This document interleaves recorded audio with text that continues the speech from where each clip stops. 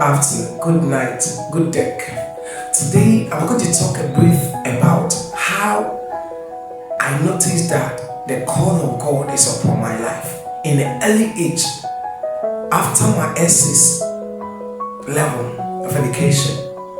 Then I noticed that there is change in my life. And first of all, the part 1, the part 2 of my lifestyle will be uploaded from henceforth. But today what I'm going to talk is when I notice that the call of God is upon me and I have to be diligent, I have to accept it, is when I completed SS 2015 in an early age that I sensed that thing in me. So when I told my mother that, Mom, this is what Mom I'm sensing. So Mom, I want to go to Africa Center for Theological Studies. My mom told me that it's not time, I have to get something doing. So I listened to my parent, and later on, I realized that the fire is burning inside me. And any work that I does, I was not having the enthusiasm, the joy for it. It wasn't there. So I noticed that I need strength, and the strength that I need is from the Lord. So what happened after that was I found myself in a firm that they manufacture polythene, black polythene, any kind of polythene, design ones, any polythene that you can find on this earth. So that's where I found myself in the Chinese companies in Anyakwanta, Obuasi Road. So that's where I worked for a year and some months. But I wasn't comfortable with the work because anytime I was to work, I'll be lonely. My friends will be there, and everything that will be ringing in my heart is like calling. So if someone tells you that, when did God call someone? How would someone know that God is calling?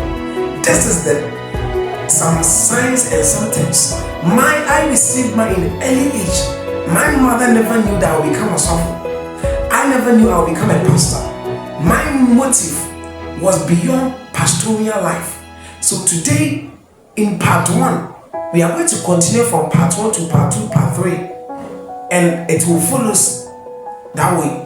So I received God in an early age, in a very early age, in a tender age. So my parents wanted me to have something in hand, and truly that thing helps me. God prepares me through. I was under training of architects.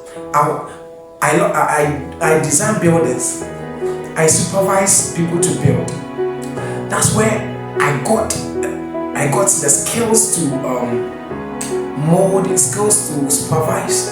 God was teaching me something because human beings are like buildings. So buildings are meant to be on a deep foundation. If you are not on deep foundation, so today I am going to give you a light of my story. I will continue from here, from the part 2, and you are going to enjoy this episode. I became a pastor in an early age, at the age of 19, that I started feeling that hitting me. So no matter who you are, if God has not called you and God wants you to do His work, you can run to where, you can run to anywhere of this world. God is still calling you. Unless you accept the call, you are not free.